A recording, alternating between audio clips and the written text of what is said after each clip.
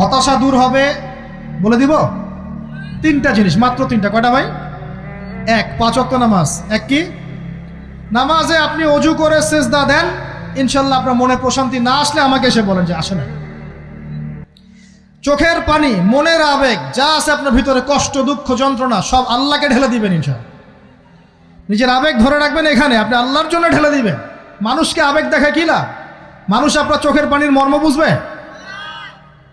মানুষ কি মানুষের চোখের পানির মর্ম বুঝে? আপনার পিতা যদি মারা যায়, আমার কাছে এসে দোয়া চান কান্নাকাটি করে, আমি দোয়া করতে পারবো, কিন্তু আমি কিন্তু আপনার ফিলিংসটা বুঝতে পারবো না। আপনার অনুভূতি কে বুঝতে পারবেন? আল্লাহ পাক আপনার ঘাড়ের রগের চেয়েও কাছে আছে। সুবহানাল্লাহ, সুবহানাল্লাহ, আল্লাহ পাক ঘাড়ের রগের চেয়ে কাছে আছে। গতকালকে বাংলাদেশের একজন বরেণ্য আলেমের সাথে একটা কনফারেন্সে ছিলাম। উনি বলছিলেন যে এক ব্যক্তি, এটা শোনেন, এক ব্যক্তি খুব তার শখ যে তিনি সাহাবীদের মতো নামাজ পড়া শিখবেন। কথা বুঝতে পারছেন? সাহাবীদের মতো নামাজ শিখবেন। তো একজন বরেণ্য আলেমের কাছে এসেছেন, এসে বলছেন যে আমাকে সাহাবীদের মতো নামাজ শিখিয়ে দেন। তখন সেই আলেম আরেকজন আলেমের সন্ধান দিয়েছেন, যে তুমি তার কাছে যাও, তিনি শেখাবেন। তো সেই ব্যক্তি একটু অবাক হয়েছেন, কারণ যাকে প্রশ্ন করেছিলেন তিনি অনেক বড় মুহাদ্দিস, আর যার কাছে পাঠানো হচ্ছে তিনি অত বড় মুহাদ্দিস নন, কিন্তু আবেদ, আমল করেন।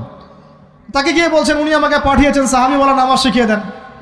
তখন তিনি বলছেন ঠিক আছে, সুন্দর করে অজু করে আসো, সুন্দর করে অজু করে আসো। অজু করার সময় খালি খেয়াল রাখবা যে আমি অজু করছি শুধু আল্লাহর সন্তুষ্টির জন্য। কি খেয়াল রাখবেন? অজু করছি শুধু আল্লাহকে রাজি খুশি করার জন্য অজু করছে, আর কোনো উদ্দেশ্য নাই আমার। অজু করতে যাচ্ছে, তিনি আবার বলছেন দাঁড়াও, শুধু আল্লাহকে রাজি খুশি করার জন্য অজু করো। আবার শুরু করছেন, আবার বলছেন শোনো, শুধু আল্লাহকে রাজি খুশি করার জন্য অজু করো। এভাবে বলতেই আছেন, নামাজে দাঁড়িয়েছেন, দাঁড়ানোর আগে বলছেন শোনো, শুধু আল্লাহকে রাজি খুশি করার জন্য নামাজ পড়ো। বলতেই আছেন। এক পর্যায়ে সে ব্যক্তি নামাজ শুরু করলো, নামাজে মনোযোগ এদিক ওদিকে যায়, আর তার মাথায় এটা আসে, এই শুধু আল্লাহকে রাজি খুশি করার জন্য আমাকে নামাজ পড়তে হবে, শুধু আল্লাহকে রাজি খুশি করার জন্য নামাজ পড়তে হবে। এই চিন্তা তার মনের মধ্যে ঘুরপাক খাচ্ছে। এভাবে নামাজটা সে শেষ করেছে। শেষ করে চিন্তা করছে যে নামাজ তো পুরোপুরি মনোযোগ দিতে পারলাম না, বারবার মাথার মধ্যে এরকম চিন্তা আসছে, আল্লাহ আমাকে তুমি মাফ করে দাও, নামাজটা আমার মনে হলো না ঠিক মতো। তখন সে ফিরে এসে তার সে ওস্তাদকে বলছেন আমার তো নামাজ এরকম করে পড়লাম, কিন্তু শেষমেশ মনে হলো যে নামাজটা হয়তো কবুল হয় নাই, আল্লাহর কাছে খুব মাফ চাইলাম, আল্লাহ আমাকে মাফ করে দাও, নামাজটা মনে হলো না। তখন সেই যে প্রথম ব্যক্তি যিনি পাঠিয়েছেন তিনি বলছেন এটাই হলো সাহাবীওয়ালা নামাজ। তারা আল্লাহকে রাজি খুশি করার জন্য নামাজ পড়তেন, নামাজ শেষ করে আল্লাহর কাছে ইস্তেগফার করতেন, আল্লাহ কিছুই হলো না, কিছুই হলো না। আমার কথা কি বুঝতে পারছেন? অতএব আল্লাহকে রাজি খুশি করার জন্যে আপনি আপনার আবেগ, আপনার ইবাদত সব ঢেলে দিবেন ইনশাআল্লাহ। অন্য কারো কাছে কিছু পাওয়ার আশা করব। আমাকে আল্লাহ পাঠিয়েছেন দুনিয়াতে নামাজ পড়তে, রোজা রাখতে, দিনের প্রচার করতে, দিনের জ্ঞান অর্জন করতে, এই তো। তা আমি একজন মেয়ের জন্য জীবন নষ্ট করে দিব কেন? আমি তাহলে আল্লাহর কাছে কি মুখ দেখাবো, আর নবীর কাছে কি মুখ দেখাবো? ওখানে গিয়ে বলবো আল্লাহ আমি আমার অমুক প্রেমিকার জন্য আশেক হয়ে একদম জীবন দিয়ে দিয়েছি, আত্মহত্যা করেছি। গেছে ভাই, যাইতে দেন। যে ব্যক্তি আপনার অবস্থানকে মূল্যায়ন করে নাই সে আপনার যোগ্য ছিল না। এখন আপনি কি করবেন? নিজের অবস্থান উন্নত করেন, আপনার পিছনে লাইন ধরে ঘুরবে ইনশাআল্লাহ। এটাই বাস্তবতা। দুনিয়া খুব খারাপ জিনিস। মানুষের অবস্থানকে মূল্যায়ন করে, মানুষের অবস্থানকেই মূল্যায়ন করে, কিন্তু আল্লাহ রাব্বুল আলামিন আপনাকে সর্বাবস্থায় ভালোবাসেন। আলহামদুলিল্লাহ। এই যে আমরা এখন অনেক পাপ করছি না, আল্লাহ কি আমাদেরকে আযাব দিয়ে ধ্বংস করে দিয়েছেন? আল্লাহ পাক এখনো আমাদেরকে ভালোবাসেন, রহম করেন, আল্লাহ পাক অপেক্ষা করছেন কখন তওবা করবে, আমি তওবা কবুল করব। এই কখন আমার বান্দা খালি একবার বলে আস্তাগফিরুল্লাহ, আল্লাহ পাক সাথে সাথে মাফ করে দিবেন ইনশাআল্লাহ। আর সেই আল্লাহকে ভুলে আপনি কার পিছনে ছুটছেন? আমরা কিন্তু নিয়াত করতে পারি ভাই যে আমরা যারা ওয়াজ শুনলাম জীবনে কোনোদিন সিগারেটে হাত দিব না ইনশাআল্লাহ। রাজি আছি ভাই? অন্য বড় বড় জিনিস তো বহুত দূরের কথা। আচ্ছা, অনেকে রাজি হয় নাই কেন? আপনারা কি অলরেডি আসক্ত? আমি অনেক ভাইকে দেখেছি মাশাআল্লাহ ইফতার খুলেই একদম বেনসন টানা শুরু করে। হ্যাঁ, এটা যে হারাম আপনাদের কেউ ওয়াজ করে শোনায় নাই? এটাকে কি মনে করেন আপনারা, হারাম না হালাল? কেউ বলেছে মাকরু, নাকি মাকরু ফতোয়া দিয়েছে? মাকরুহ শব্দের অর্থ জানেন আপনি? মাকরুহ শব্দের অর্থ কি একটু শোনেন। সূরা বনী ইসরাঈল খুলবেন। কোন সূরা? সূরা বনী ইসরাঈল আল্লাহ পাক বলছেন, আমি বনু ইসরাঈলকে এই কাজগুলো করতে নিষেধ করেছিলাম। কোন কোন কাজ? জেনা করো না, জেনার ধার কাছে যেও না, এতিমের মাল আত্মসাৎ করো না, শিরিক করো না ইত্যাদি। যারা আলেম আছেন তারা আমার কথা বুঝবেন। এই কাজগুলোর পরে আল্লাহ পাক বলছেন যে এই প্রত্যেকটা কাজ আল্লাহর কাছে মাকরুহ, অপছন্দের। কিসের?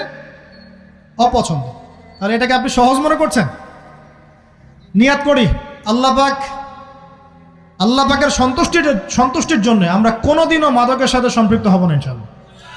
আর বিশ্বাস করেন, শুধুমাত্র মাদকদ্রব্য নিয়ন্ত্রণ অধিদপ্তর এই আইন কানুন এগুলো দিয়ে, জরিমানা দিয়ে মানুষকে মাদক ছাড়ানো যাচ্ছে না, যাবে না। কেন যাবে না এটা আপনারা খুব ভালো করেই জানেন, আমি বলতে চাচ্ছি না। অনেক সময় মাদক বিরোধী কনসার্ট করে মানুষ, মাদক বিরোধী কনসার্টে ওঠার আগে এক বোতল ডাইল খেয়ে আসে আগে। এগুলো কি বাস্তব কথা বলছি না অবাস্তব কথা বলছি? আমাদের যুবক ভাইরা কোশ্চিন কালেও মাদকের ধার কাছে যাবেন না ইনশাআল্লাহ। একটা হাদিস খালি মনে রাখেন, একটা, এই হাদিসটা মনে রাখেন। নবী সাল্লাল্লাহু আলাইহি ওয়াসাল্লাম বলেছেন, কেউ যদি মাদকদ্রব্য সেবন করে তার 40 দিনের নামাজ কবুল হবে না। সিগারেট একটা খেয়েছি, 40 দিন নামাজ নাই। এরপর যদি সে তওবা করে আল্লাহ মাফ করে দিবে।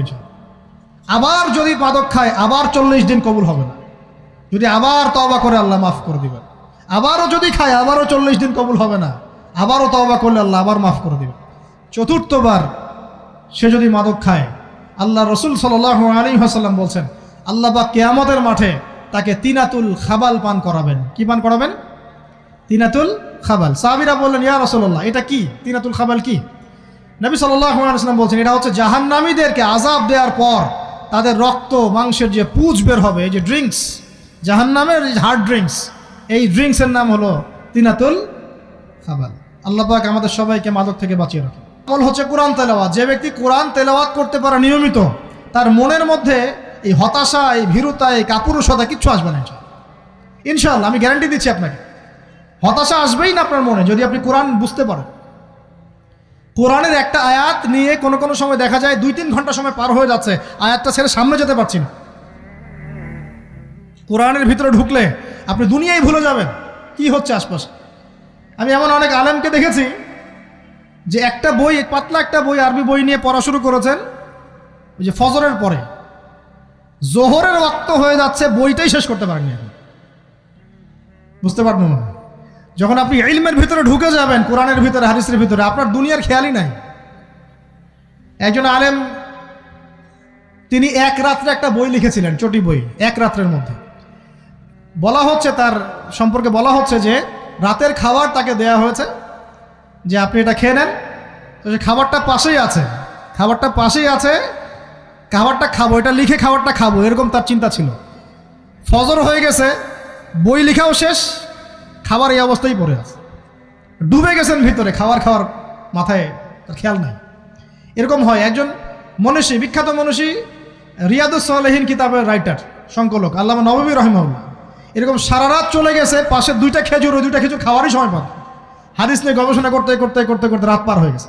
আমি বলতে চাচ্ছি, যখন ইলমের ভিতরে, কোরআন হাদিসের ভিতরে ঢুকে যাবেন, আপনার দুনিয়ার খেয়াল আপনার চলে যাবে ইনশাআল্লাহ। এই টেনশন, হতাশা, এই সেই বাদ।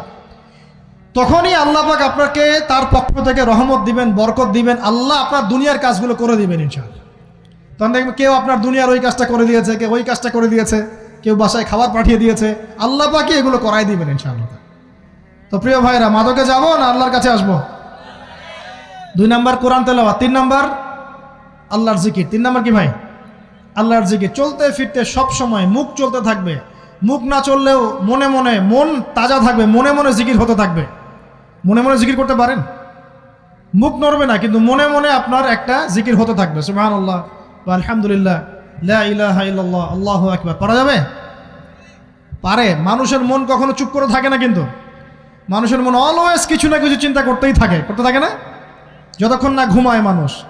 তো প্রিয় ভাইরা, বেশি বেশি জিকির করব, সুবহানাল্লাহ, আলহামদুলিল্লাহ, লা ইলাহা ইল্লাল্লাহ, আল্লাহু আকবার, লা হাওলা ওয়ালা কুওয়াতা ইল্লা বিল্লাহ, এগুলো চলতে থাকবে। আল্লাহ পাক তৌফিক দান করুন, আমিন। আমরা আমাদের সমাজে যুবকদেরকে এরকম টিকটকে দেখছি, অনলাইনে আসক্ত দেখছি, জেনায় আসক্ত দেখছি, পর্নোগ্রাফিতে আসক্ত দেখছি। আমরা দেখছি আমাদের যুব সমাজকে মাদকে আসক্ত, কিশোর গ্যাংয়ে আসক্ত। এইগুলো কি আমাদের কাম্য ছিল ভাই? আমাদের কাম্য ছিল? এই অবস্থায় কি যুব সমাজ আল্লাহ পাকের দ্বীনের পতাকা হাতে নিয়ে আল্লাহর জমিনে দিন কায়েম করতে পারবে কিনা একটু আমাকে উত্তর দেন দেখি। এখন এই অবস্থায় পারবে? অতএব অবস্থার উন্নতি করতে হবে কিনা? উন্নতির জন্য রাজি আছে কিনা ইনশাআল্লাহ? আমরা চাই কি আল্লাহ পাকের দিনটা আল্লাহর জমিনে প্রতিষ্ঠা লাভ করুক, আল্লাহর দিন সবার ঘরে ঘরে পৌঁছে যাক, আল্লাহ পাকের দিনের যে সৌন্দর্য সবাই সেটাই, এই সৌরভটা সবাই পাক। আমরা চাই কিনা? সমাজে শান্তি প্রতিষ্ঠা হোক, আবার সেই রাসূলের মতো যুগ চলে আসুক, আমরা চাই কিনা? অতএব আমাদের সবাইকে যৌবনের এই প্রলোভনগুলো থেকে বেরিয়ে এসে আল্লাহ পাকের ইবাদতে আত্মনিয়োগ করতে হবে। আল্লাহ পাক আমাদের সবাইকে তৌফিক দান করুন, বলি আমিন। আমাদের সবাইকে আল্লাহ রাব্বুল আলামিন কুরআন এবং হাদিসের গভীর জ্ঞান অর্জন করার তৌফিক দান করুন, বেশি থেকে বেশি ইবাদত করার তৌফিক দান করুন। আল্লাহ পাক সবাইকে হারাম সমস্ত রিজিক থেকে বাঁচিয়ে রাখুন, জেনা, ব্যভিচার এবং নারীর ফিতনা, মাদক থেকে আল্লাহ বাঁচিয়ে রাখুন। আল্লাহ পাক আমাদের সবাইকে হালাল রিজিক, হালাল সম্পর্ক যথেষ্ট করে দিন। আল্লাহ পাক আমাদের সবাইকে যেন দিনের দাওয়াতের মেহনত করার তৌফিক দান করেন এবং আলেম ওলামার সাথে পরামর্শ করে দিন শেখার এবং বোঝার তৌফিক দান করেন। যুবতী দিনী বোনদের জন্য, এখানে বোনরা আছেন না? আছেন কি না? দিনী বোনরা আছেন? একটা নসিহত দিনী বোনদের জন্য আমি একটা নসিহত করতে চাচ্ছি, একটা নসিহত। আমার এই একটা নসিহত একটু মন দিয়ে শুনুন প্রিয় দিনী বোন। রাসূলুল্লাহ সাল্লাল্লাহু আলাইহি ওয়াসাল্লাম আমাদের দিনী বোনদের জন্য জান্নাতে যাওয়ার একটা ফর্মুলা বলে দিয়েছেন। আমি কি বলবো সেটা? আচ্ছা, রাসূলুল্লাহ সাল্লাল্লাহু আলাইহি ওয়াসাল্লাম বলেছেন আমাদের দিনী বোনেরা, আমাদের মায়েরা, এই নারী জাতি মাত্র 4টা কাজ করলে জান্নাতের যে কোনো দরজা দিয়ে ইচ্ছা প্রবেশ করতে পারবেন। খুশি হন নাই? কয়টা কাজ? মাত্র 4টা। এক, যদি আমাদের দিনী বোনেরা 5 ওয়াক্ত নামাজটা ওয়াক্ত মতো পড়ে, আল্লাহ পাক তৌফিক দান করুন, বলি আমিন।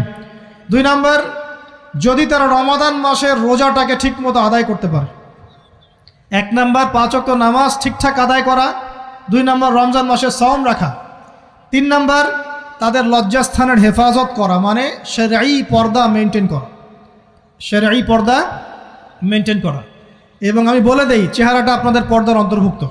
এটা নিয়ে অনেক বাকবিতণ্ডা হয় না সমাজে, চেহারা দেখানো যাবে কি যাবে না ইত্যাদি। চেহারা আপনার পর্দার অন্তর্ভুক্ত বিষয়, ফুল স্টপ। এর উপরে ফতোয়া অনেকভাবে দিচ্ছে, কিন্তু বরেণ্য উলামায়ে কেরামের কিতাবগুলো ঘাটাঘাটি করেন, তাদের ফতোয়া হচ্ছে চেহারা আপনার পর্দার অন্তর্ভুক্ত বিষয়, চেহারা ঢেকে রাখবেন। আল্লাহ পাক তৌফিক দান করুন। চোখ থাকবে খোলা, ঠিক আছে। 4 নাম্বার, স্বামীর আনুগত্য করতে হবে। স্বামীর আনুগত্য, এই যে আনুগত্য শব্দ শুনলেই মানুষের একটা মানে নেগেটিভ ধারণা তৈরি হতে পারে। স্বামীর আনুগত্য মানে কি আমি তার দাসত্ব করব? আনুগত্য মানে, প্রিয় দিনী বোন, আনুগত্য মানে দাসত্ব নয়। আনুগত্য মানে কোরআন সুন্নাহর যে বিধানগুলো আপনার স্বামী আপনাকে পালন করতে বলবে, আপনি সেগুলো করবেন, আপনি করতে বাধ্য। কিন্তু স্বামী যদি কোরআন সুন্নাহর বাইরে কিছু করতে বলে, সেটা মানতে আপনি বাধ্য নন। স্বামী যদি আপনাকে বলে যে সুদ খাও, এই সুদী এনজিওতে আসো, নাম লেখাও। স্বামী যদি আপনাকে বলে যে আসো বেপর্দায় বাইরে যাই, সাজুগুজু করে বের হও, চলো ঘুরে আসে বেপর্দায়। স্বামী যদি বলে দেবরকে একটু খাবারটা দিয়ে আসো, আমার অফিসের কলিগ আসছে, খাবার পরিবেশন করো, আসো ডাইনিংয়ে আসো। এই যে হারাম কাজ, বেপর্দার আদেশ করছে, সুদের আদেশ করছে, আপনি সেগুলো পালন করবেন না। কিন্তু হালাল বৈধ যে কোনো বিষয় আপনি স্বামীর আনুগত্য করবেন, এটা আপনার উপর ফরজ। এই 4টা কাজ যদি আপনি করতে পারেন, জান্নাতের যে কোনো দরজা দিয়ে ইচ্ছা আপনি প্রবেশ করতে পারবেন ইনশাআল্লাহ। আল্লাহ পাক আমাদের দিনী বোনদেরকে এই 4টা কাজ করার তৌফিক দান করুন। আমাদের সবাইকে আল্লাহ পাক জান্নাতের জন্য কবুল করুন, বলি আমিন।